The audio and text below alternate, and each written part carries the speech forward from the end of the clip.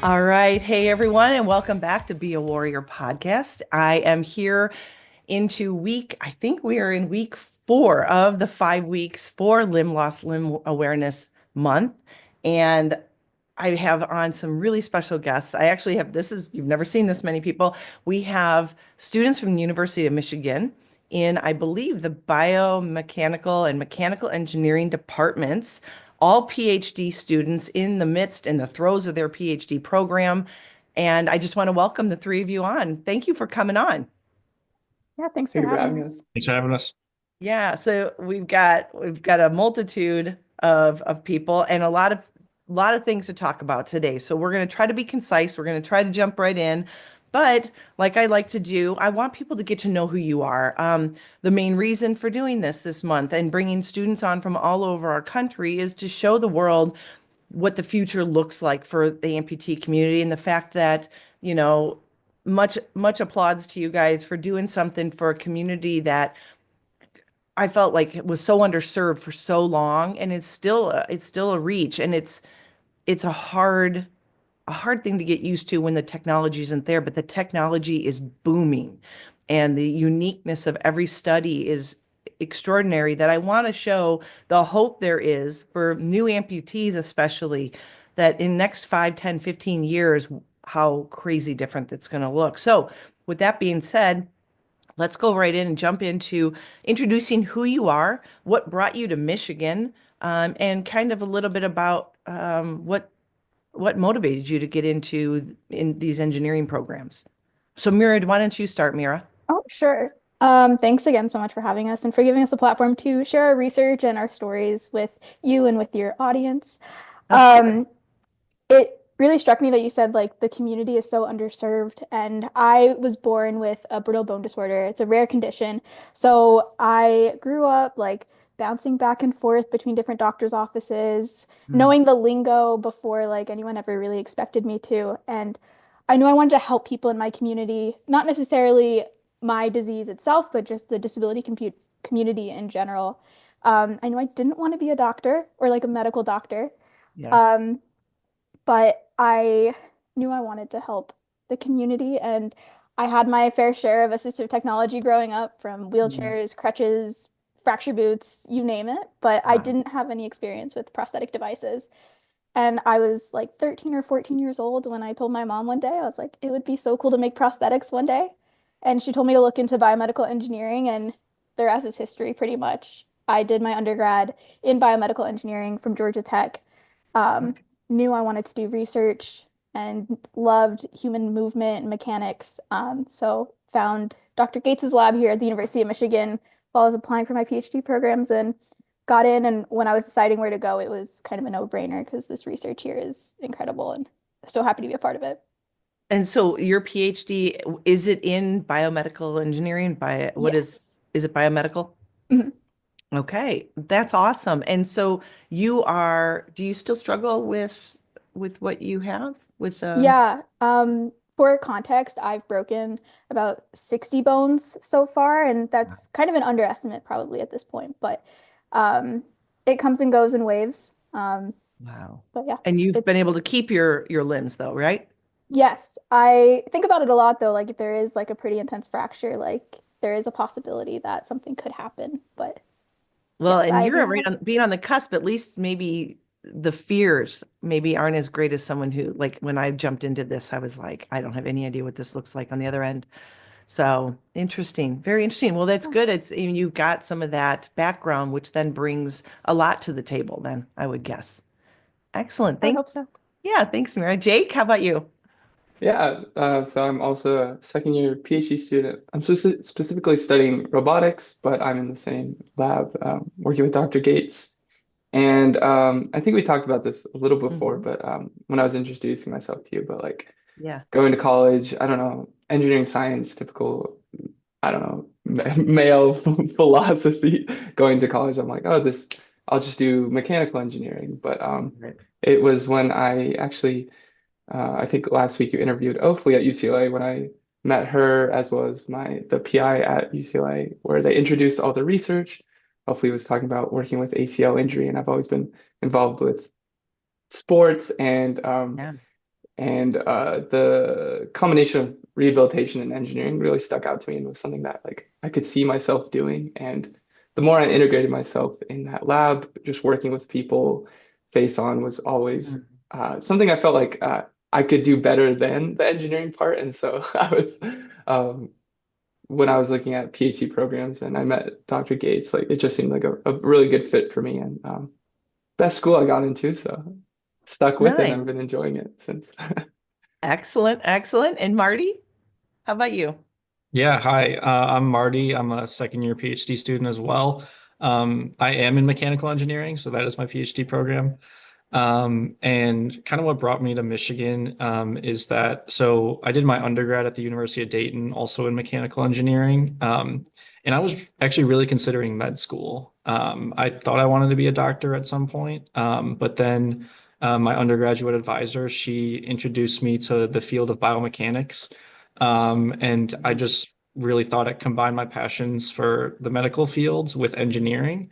And it kind of shot me on this graduate school path. And so I did a master's at Notre Dame before coming here to Michigan for my PhD program. And Michigan was one of the few places that I could also do a dual program in kinesiology in our movement science program here. And I just really love all of the work our lab does, led by Dr. Gates. And we kind of get to work on the engineering design components of the prosthetics, as well as getting to interact with the patients and kind of seeing who we're actually helping with these. And I think for me, that's the most rewarding part about this is just getting to meet new people and get their thoughts on kind of these new prosthetic technologies and see if they're actually working for the people they're intended for. Oh, that's interesting. So it sounds like you're a Midwest boy. Are you from born and raised? Very, very much Where? so. I'm from Cleveland, so just kind Okay. of been jumping around the Midwest my whole life. Yeah, I'm born and raised in Illinois. So when you That's said Notre awesome. Dame, that we didn't go there. I went to Illinois State, but Notre Dame was always the big school and so close to home for us in Indiana. So that's pretty cool. Rudy, we love Rudy. Our family is a football family, so we love the movie Rudy. Mhm. All right, so here we are, and really what it comes down to is myself as a teacher, a past teacher, plus I homeschooled my kids. My fascination was always science. That was my background, actually, as a teacher, was science. And never thought I'd be on this end of the science spectrum of having an amputation and now jumping into this because I knew nobody that actually was an amputee. And my world was like this bubble, like, that's it. But what I want to hear about here is you guys have all had what has prompted you to go into this level. And I don't know how many years PhD is it 5? Give About or So take. Yeah. you're almost halfway. Awesome. All right. There's a lot of research to be done. And that's fascinating to me. I don't think that some people realize that a lot of times universities are also looking for participants in studies and things like that. That's how I actually got involved, and that's what drove me to do that this month is I've been working at MIT with some of them. And that's how I met John, who introduced me to Jake. And it's, this weird small community. Like it's really bizarre. So yeah, just seeing all that with your studies. I don't want to push, just so the audience remembers this. If you're new to this podcast, talking to undergrads and graduate students, PhD students at the university level, there is a lot of tight-lippedness to some of this because it is cutting edge research, development, innovation, inventions that they don't want other universities to be seeing because it is a competitive field, which is great for those of us that are amputees because we get to see what's coming out and get to experience the cutting edge stuff. But with that disclaimer, I would love for you to kind of talk about maybe like your undergrad first and how that changed. Like for like our last weeks with Ophelie, like it was a very different, she went from the prosthetic side to research on injury prevention. So that was unique. I guess I just think as an individual, like, yeah, once you start this program, you're like prosthetics. Where were you in your master's, if it's not all blended together, or maybe undergrad, into now, how has it differed, and where are you going with that, where you're at now? So take it. Whoever wants to start taking that one on what you've been studying, what you did as an undergrad to now. Jake, go ahead. You're going to start Yeah, it. sure. I was maybe what I end with, Mira can take with because our projects sort. I guess True. Let so. me just say, Jake and Mira are kind of working on a project together. They have some uniqueness to theirs, so yes, you can speak to that uniqueness. But yeah, as a team, let me know when you're working as a team on something. And I know Marty, you'll be jumping into theirs, but right now you're doing your own thing too. So we got like three different things happening here. This is exciting. So go ahead, Jake. Yeah, let me know if I go off track. Nope, I'll get you.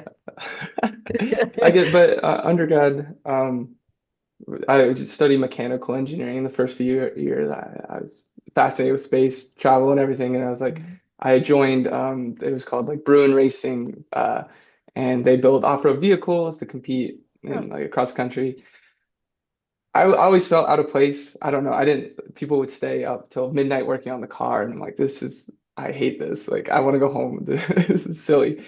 And then I met Ofli and started working in her lab, and it was more on the I mainly helped out with building like test beds and working with sensors to help her project. And so I was doing like the small mechanical and like electrical engineering things rather than like leading a project. But hopefully it was a great mentor. And that was a really my first time seeing what the research side of engineering was. And I really like the community there. And like you're saying, it's like a very niche project that Yeah.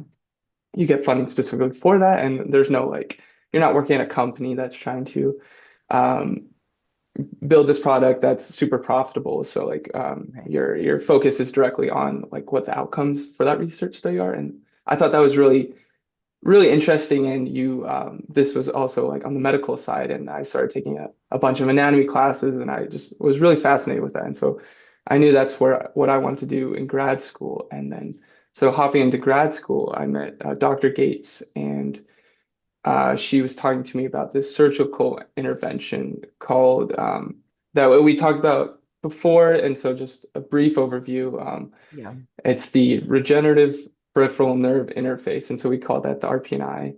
And Michigan Medicine has been doing this for a while. And so post amputation, and you have TMR, right?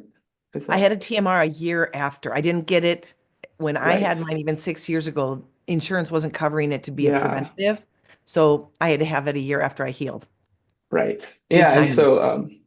and so for anyone that doesn't know, like post amputation, if your nerves are just left to be go on their own, they can like Mm. bundle up on themselves and form these really painful neuromas that are very sensitive to touch, and quite nerves are quite much larger than you think they are. And so like if your socket doesn't fit well and there's pressure on that, it can be quite painful. And so TMR is when you route the nerves into existing muscles, so like muscles that still exist post amputation. And um, that's an awesome procedure. And what Michigan medicine specializes in is the RPNI, which you take a muscle graft from usually your intact limb around the same region, and you just take a little piece of muscle and wrap it around the nerve, and then that gives it a place to grow. And they found that minimizes neuroma pain and phantom limb pain.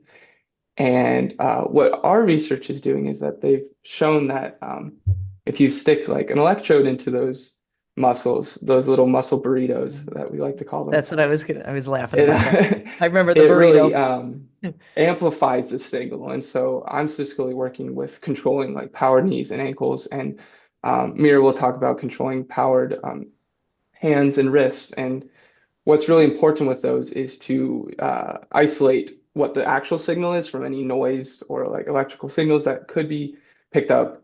And so using this direct connection into those muscles that are like very specified because it's around one nerve. And so ideally, maybe that nerve once ran to your thumb. And so when you think about moving your thumb, you get a really big signal from those muscles, and it helps control those powered devices. And so that's specifically what my project was working on.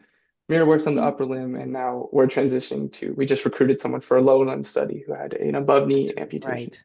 That's right. Tell me what it is when you talk about bundling the nerve with Yeah, a piece of the muscle from the original, you said from like the intact leg or yeah. body part. What is the point of throwing an electrode into that? You said it amplifies, but what does that do for the person? Like, Yeah, no, that's a great question. So typically, to get these signals, so if you have an above knee amputation, you can put a bunch of we call them surface electrodes on like your residual limb.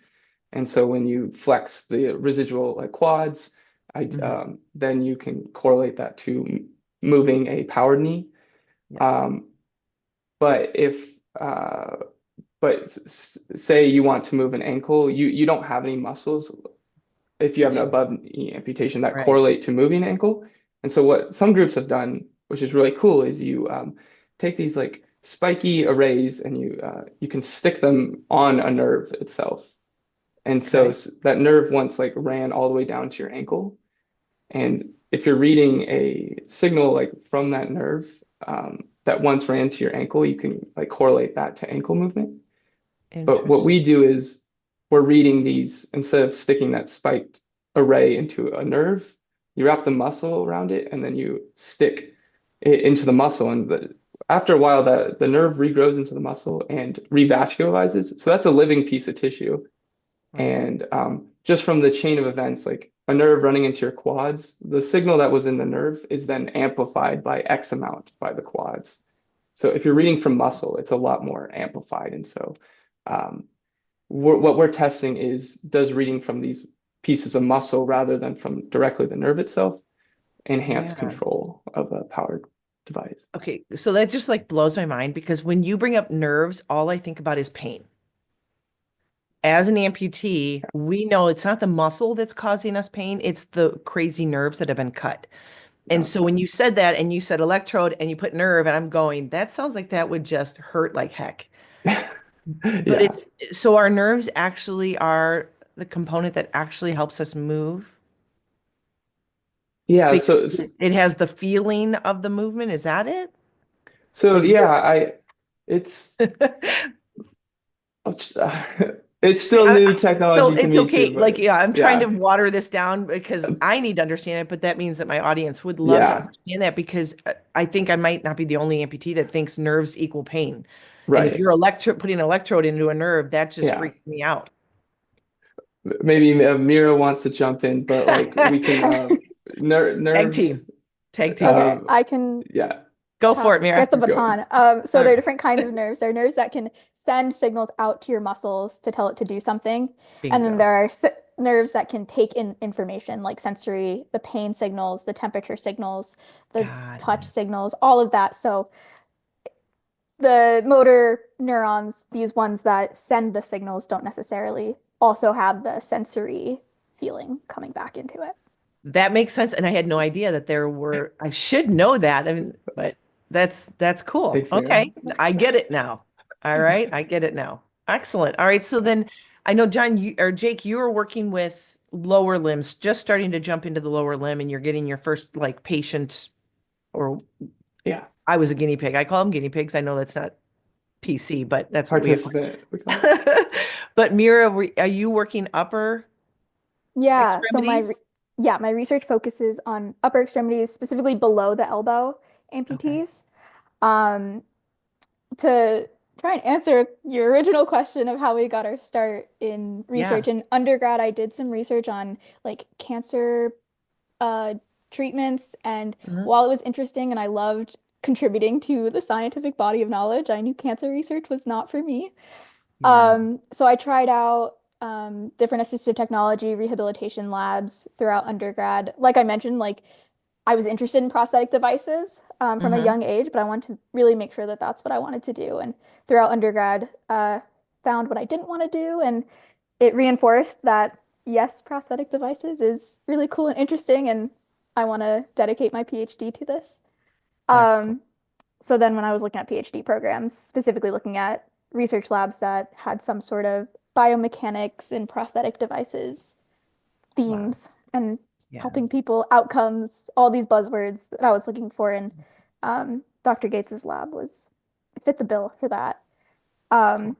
So the research that I'm working on now is all about patient-centered outcomes, figuring out for upper limb prosthetic devices, there's been a ton of advancements recently with getting more naturalistic control, having these upper limb prosthetic devices look like natural hands, and you can control the individual fingers and have these specified grasps that make it easier to interact with the world around you. But these devices are super expensive, and not all insurance companies will pay for it. And sometimes the control, because you have to learn how to tell the hand what to do, sometimes that can be really challenging to learn because there's a lot of different control schemes that can go on, and it could just be quite complex. So we're looking at developing a functional outcome that can measure someone's ability to switch between these different grips and be able to interact with objects in a way that can be engaging and representative of what someone would do in daily life. So the task is called the coffee task. And basically, we have someone pretend to brew a cup of coffee using their prosthetic limb, switching between a power or a fist grip, a pinch, and a point, and changing throughout that to do something that you could do in daily life. And if the hand or the control approach is the right one for you, it should be pretty easy to interact with these objects. Wow. And then on the RPNI side, like Jake was mentioning, you could either get the signal from the surface of the skin or directly from the muscle or the nerve itself. And so we're seeing if this getting the signals from the nerves is helpful, if it helps the control approach be more reliable, because the surface ones have all these issues that make it really frustrating to use these devices. And in addition, we're looking at adding the wrist rotation because users have said that they want more degrees of freedom or more ability to change different things with the hand. And controlling the wrist has been hard with surface signals. So we're looking at, can we use these RPNIs to control wrist rotation? And So you two are both working with the same surgeon, right? yeah, it's like a group of surgeons. Okay, a group of surgeons. And Yeah. so you are working more on the RPNI, Mira on the upper limbs, and Jake, you've jumped into now exploring that with lower limbs. And I think Jake, you and I talked about it. I did do the external sensors on my limb. Yeah. And it is hard. I mean, speaking from experience, it was like, all right, they would, they ask you like to, flex your quad. And they're like, "Are you flexing?" I'm like, "Yes." Like you're not in the right area, and it's press and hold, press and hold, press and hold, like, and do it a few times to get, and as you said, the noise. There's a lot of noise when it's like that. So this makes it just a lot more specific. And you can do then the finer point, because when I think of what you're doing, Mira, I think of just even picking up an egg and being able to know the difference between your pressures. And I would guess the RPNI would really help with that. Yeah. Yeah, that's a whole other arm of the lab also of doing this sensory Is it? feedback. Oh my gosh. None of us do that for the most part. I think Jake has helped out a little bit on that project, but if you can stimulate the electrodes, which sounds really scary, but it's just like a tingling sensation, you can give people back that sense of feeling and proprioception of, okay, I'm touching this object, I'm putting this much pressure on it. So we're also looking at that. Yeah, I mean that is another whole nother ball game, right? Yeah. We don't have to worry about that, us lower limb people. We just need a step. We just need a good step. Although I suppose So for the lower limb project, like, would you say if knowing like when your foot makes contact with the ground, would that be beneficial to you? well, and it's interesting you bring this up because I can't tell you how many times people are like, so you can feel right now, and I'm like, yeah, I'm talking to you guys right now. I can feel my foot. Yeah. I can figure out where it's at underneath my desk here right now based on the tingling. At first, it is very, I guess the word I used at the very beginning was it feels very claustrophobic to always feel that encompassing my body all the time. Then you start to get used to it, and I say, That's actually a benefit because I know when I'm stepping where my mind is putting my foot. I'll carry a thing of laundry. I can't see my foot, and I hope to God it's there unless my leg does something stupid. But you can tell where your foot is. So yes, Yeah. I think it's very important. I can't tell you how many times I've stepped on my puppy's foot, and I don't know until there's a scream. And then I'm like, sorry, you got underneath the foot that can't feel anything but a big rock over a little tiny paw. And I'm like, sorry, that's too late. So yes, of course, that would be, I think that's very beneficial. I don't mind having the sensations all the time now because it does assist me. It does. So I get what you guys are trying to get there. So yeah, I need to hear from Marty. Marty, you've been sitting there nice and quiet, but so what is it that you're doing? Well, we'll start back from where you went from and where you're going. If it blended well, or did you do a shift? A little bit about that. Yeah, I think both. I think I've just done a range of things, but I think there's also a nice blend. Yeah, starting in undergrad, uh, I did it through classes and through a research lab. And my advisor really let me kind of explore anything that I wanted to. It was amazing. I got to do a bunch of like mini projects, and so I did things related to like sports biomechanics, where like doing like really rapid movements. I did some like clinical studies where we worked with like ankle foot orthoses, which are um, uh, it's like an assistive device that goes around the foot ankle area and it can be used for like clinical populations or for like rehabilitation. And so we are comparing two different designs of those. And we are mostly doing like a balance and biomechanics study with that.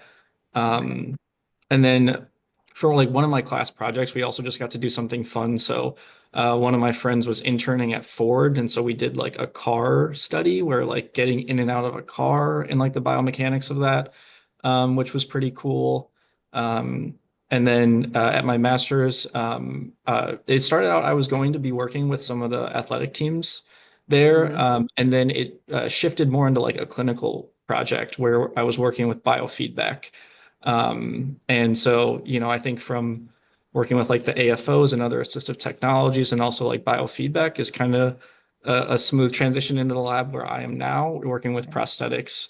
And so here, I've for these first 2 years, I've been working on a separate project in the lab that's for people with lower limb amputation, primarily above the knee, like yourself. Okay. Um, and so we were having people come in and they would use their conventional prosthesis that they were using. And then we also had them trial 3 commercially available types of prostheses, mainly focusing on the socket. Because I think for me, like one of the things that like I'm really passionate about is like there are like the engineers like myself who will just design something and be like, okay, this is great, it's perfect. But then like you get to the actual like patient side, and then like the patients, some of them like it, some of them don't. And to me, like within a prosthesis itself, like that's like the socket. That's like the interface that's between like you and the device that you're using. And so that was the main focus of this project.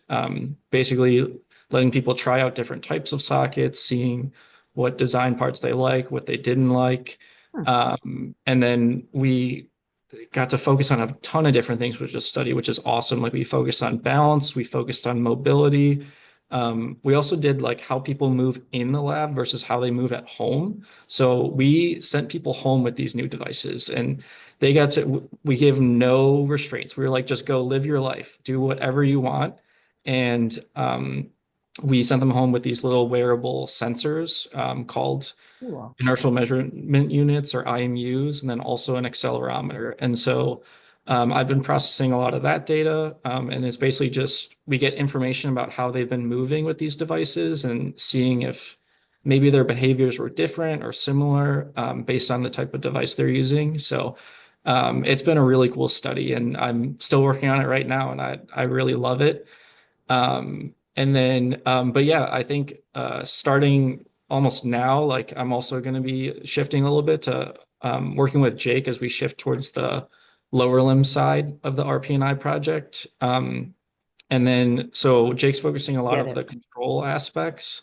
And then for me, I'm interested in like the sensory feedback side. And I was really interested, like one of the points you brought up about like always being conscious of like where your foot is and kind of always feeling that. And that's kind of what drives me with that is because if we're going to be like providing people with sensory feedback just based on like stimulating these RPNIs, I don't want to like I don't want to overstimulate people. That's kind of my thing is like I want to find like the right dosage that's like, Yeah. okay, this is enough, like I can like walk comfortably and not be like Right. overwhelmed by this new stimulation. So that excited to eventually dive into that more. Okay, so I totally get it now. I get how you guys are putting those two projects together. That's really cool. And it is, I don't think people realize, um, one, we try to get people to be empowered to talk to their prosthetist about what they're wearing. So, Marty, along what you're doing, the first few years, for me, it was 3 years. First 3 years, I think I went through 16 different sockets and changes within my limb between losing weight and losing volume and maturing of the limb and the swelling going down, yada, yada. There's so many components that happen. And for everybody, it's a little different. Some people might get to their end product in 2 years. Mine, it took 3 years, but I'm in a skin fit.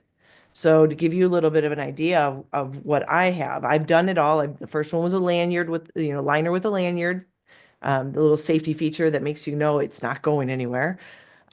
Perfect for every new amputee. Then it was just the liner.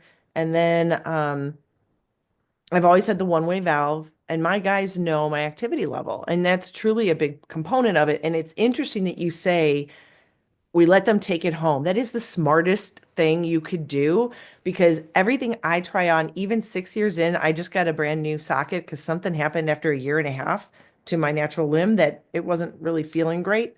So I just got a new one in January. And I'll tell you what, whatever I do in the office is nothing compared to how I act at home.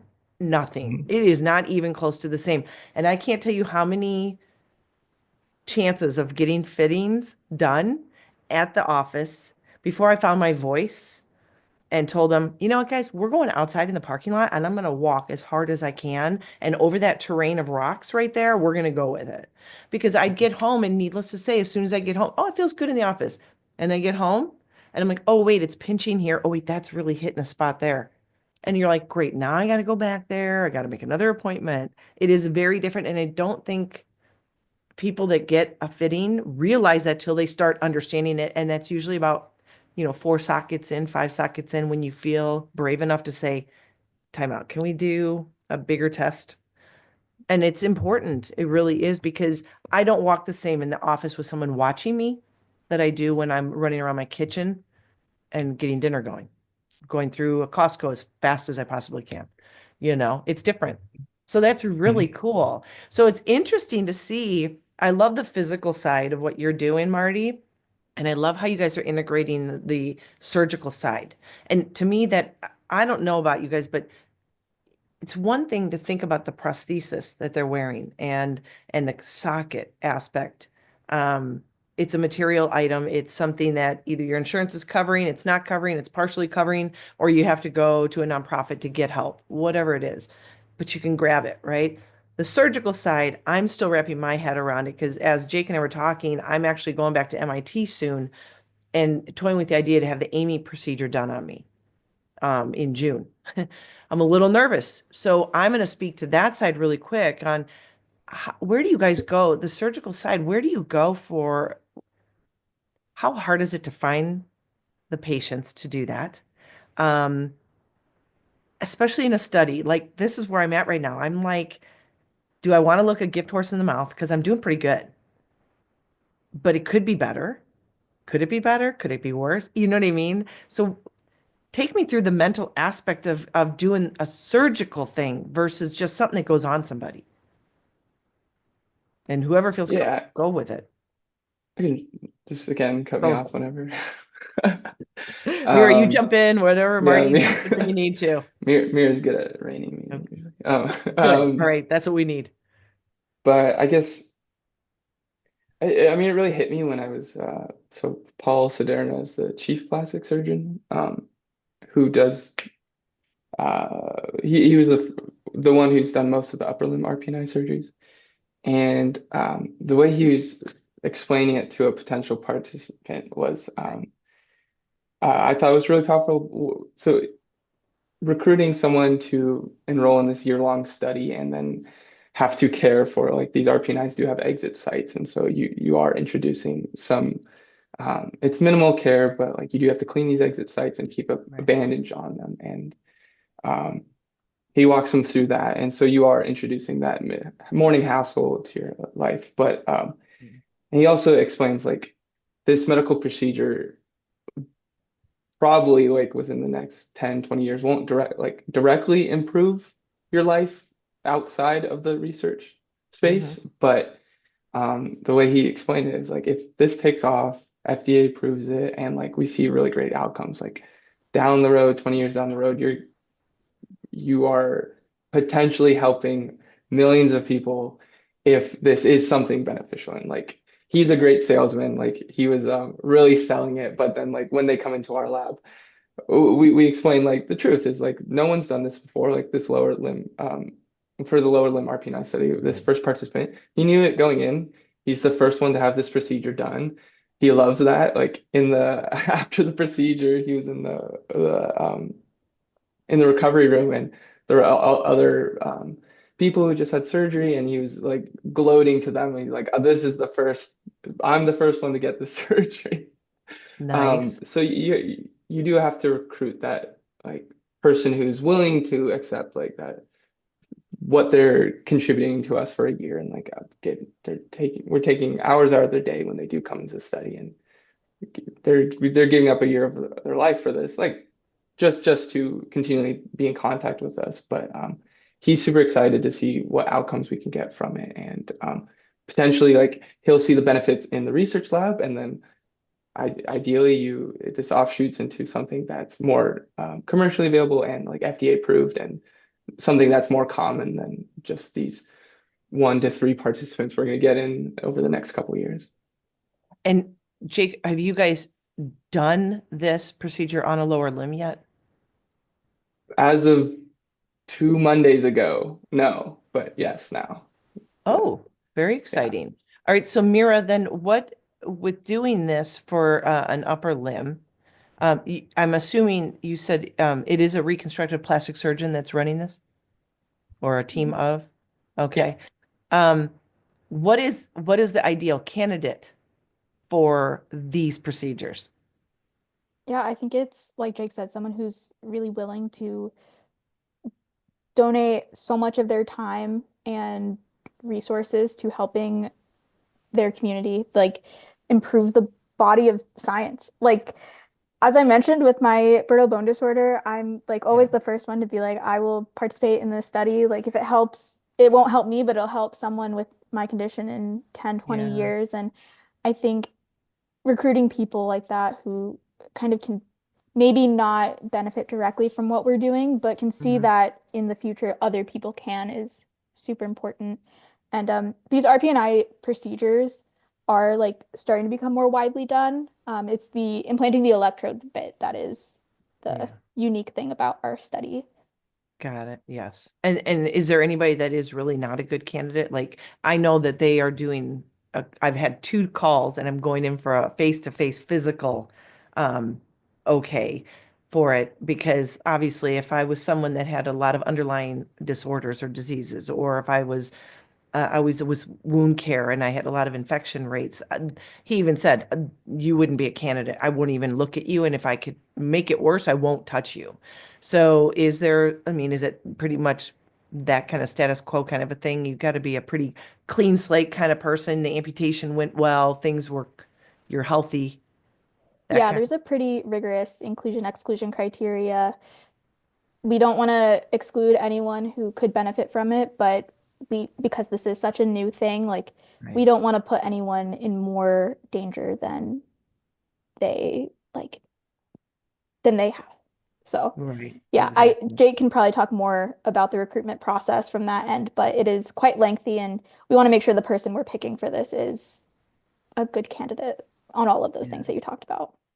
Yeah, no, I get that for sure. I mean, and like I said, it's neat that I've had the experience to go through what that looks like. And literally right in the middle of it, 2/3 of the way through. So, Marty, how do you see your products on the more tangible side then fitting in with what Jake's doing with the lower limb?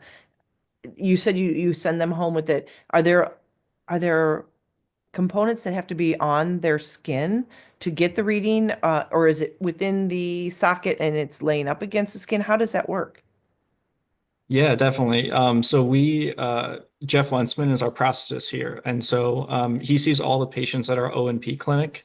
So what happens is they go in and he fits them for the new device. And so it was like the three commercially available sockets that he would fit to them. And so some of them were like a full, just almost like off the shelf socket. And then other ones were more like component kits where it really requires like a prosthetist to like kind of put the pieces together to try and ensure the best fit for the patient.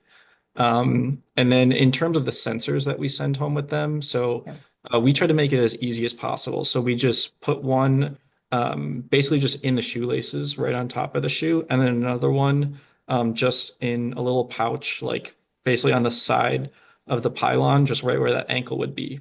And Right. so it was on the prosthesis side, so they Oh, didn't have to like move it throughout the day. It was just like as soon as they put their leg on, that was working. There was just one of the sensors they had to charge each night. Um, and then yeah, so it's really just you're just kind of living with a new device for a few weeks. But I can also talk a little bit about because we're talking about like participating in some of these studies, and yeah. so even though this wasn't like a surgical study, there are still like a lot of things that can happen in a study, and so we always want to put the patient first and make sure whatever's best for them. So as they were kind of going through like the transitions between sockets or even like within that one device, there were some people who, maybe they had a blister pop up on one of their feet or like too much swelling in their residual limb. And we had others who were like, they were going through a lot of changes themselves. And so they would either, grow out of these sockets and things. And so there were a lot of like start stop like pauses in between. And so it was just a very long study and a very big effort. But um, I think as long as people were excited about it and they wanted to still stay involved and just talking to me in the data collections, and I was like, oh, like you got to try the last one. There's just one more left. But yeah, just not pushing anyone too far. Like if at any point they were uncomfortable, they could have just dropped out. So yeah, and I think just the willingness to just try something new and help us out, help yourself out is just great. Well, you guys, that's a huge undertaking. I mean, just talking about the things that you did encounter, the physical aspects, like every one of us is so different. And literally I've done really well with almost all my socks except a year and a half later, boom, I had a huge blister. Like I've never had a blister. And when I say huge, I'm talking gargantuan, right over my valve area. We're talking like that big. And it was frightening because I had never had that. And my well, that's what I mean. It's like, how do you even explain that scientifically? It's like everything was fine. I didn't do anything different. And it was a year and a half later, right? It just happens. And so that's a huge undertaking, especially when you're collecting data. I mean, I can't, you guys are all data driven. Am I correct in assuming that? Like this is where you lose me? Like I like the hands-on thing. I think that would be so fascinating. But yeah, the data is, I don't know if people understand that what it takes in the years and the hours that it takes to take an idea to a compatibility level that's safe enough to test, let alone send them home with it. Everything I did was in a lab under supervision and at times with a harness on, just in case.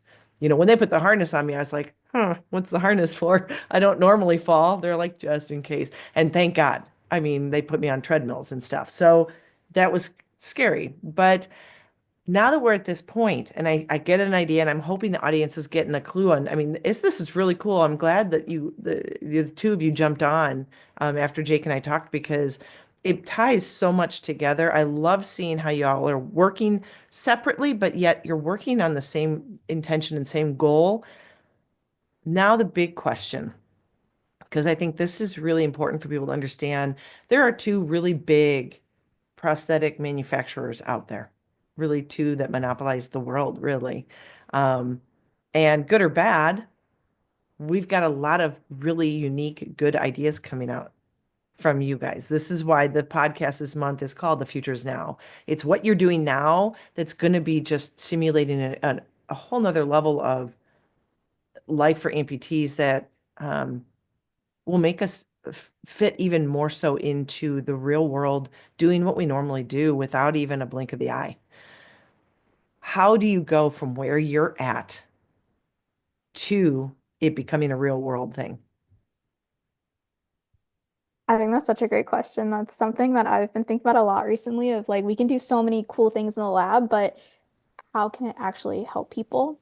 And I think one of the big pushes for the lab right now is doing these take-home studies, Mm. allowing our upper limb participant with the RPNIs to um, take home this control aspect of her prosthesis. Because right now it's just she uses body powered at home and our technology in the lab space. Um, Mm. so the next step is to get FDA approval and be able to Okay. send her home supervised or unsupervised with this technology and see like is it actually helping her day to day? And then of course on like a larger population as well. Interesting. So FDA approval, is that then, does that give the clearance for things to go outside the lab? Yes. Yeah, there's Okay. a lot of regulatory stuff going on. Oh, yeah, I can't even begin to imagine, because that's just high tech. How long does it take to get some sort of FDA approval? I think it depends on what you're asking for and how quickly the FDA works. So how We've long been did it working on this take? for a while. Okay, it's like, We is still this a haven't couple of gotten, years yeah, I would say so. and enough data to prove that it's Yeah. safe, correct? Yeah. That's what we've Okay. been working on is getting the data to have a case to the FDA to be like, we can take this home and it can be safe. Yeah, well, see, and I think that's what the general population needs to hear is the fact that it's really cool when you see what's coming out, but some of these things have been in the works for 20 years, which is absolutely crazy to me. And maybe the timeframes will become a little shorter as some of the basic nuances are almost status quo across the nation or even the world. And then you can build from there, right? And then maybe it doesn't take as long to get to an end better product, improved product, correct? Yeah, I think it's easier to compare devices as you go up, but to have a new thing, it takes a lot Yes, longer. a lot longer. And And when will you guys get an opportunity for yours to be lower limb to go out into the person's home? Or, I mean, I know, Marty, you said that your product, but now marrying the two, Jake and yours, that idea of that socket working with the NPNR, RPNN, yeah. RPNI. Um, Thank you. I had to write it down. That's why I looked over here. I'm like, wait, get those letters. How long, I mean, where are you at with that? Yeah, I mean, so the upper limb study's been going on for nearly 10 years now. Um, Yeah, and something like like that. they're still looking into starting these take-home studies. And our first participant just had a surgery like 2 years ago. So I don't foresee me being here when these take-home studies start. Okay, Um, that's crazy. So how do you stay but motivated knowing that? I just think I just like working with him. He's really fun. Yeah. No, but I mean, it's cool. Like, we've never tested these out before in lower limb and just seeing what we can do with what we're given. Like, we have no clue what these signals are going to look like. We don't know what sensation he's going to feel like. And so it's all just new territory. And so just it being unknown and like having to work towards that is motivation enough. And it's such an interdisciplinary lab that when my project has a lull in it and I can assist other people as well. And so it's never, I'm motivated for this specific thing, but my end goal isn't to or like I don't think the lab's end goal is to pump out a product right away. It's more an evaluation procedure and like And you know going in that that's kind of where you're at. yeah, yeah, yeah. And you're building on a none of you, let me just ask this real quick. Did any of you start any of your projects that you're working on and you were like that was your idea, or are you building and then someone then will build on what you've done? Is that the game that happens? Because Yeah, I it think is such a long study. yeah, I think that's a great way to put it. Okay.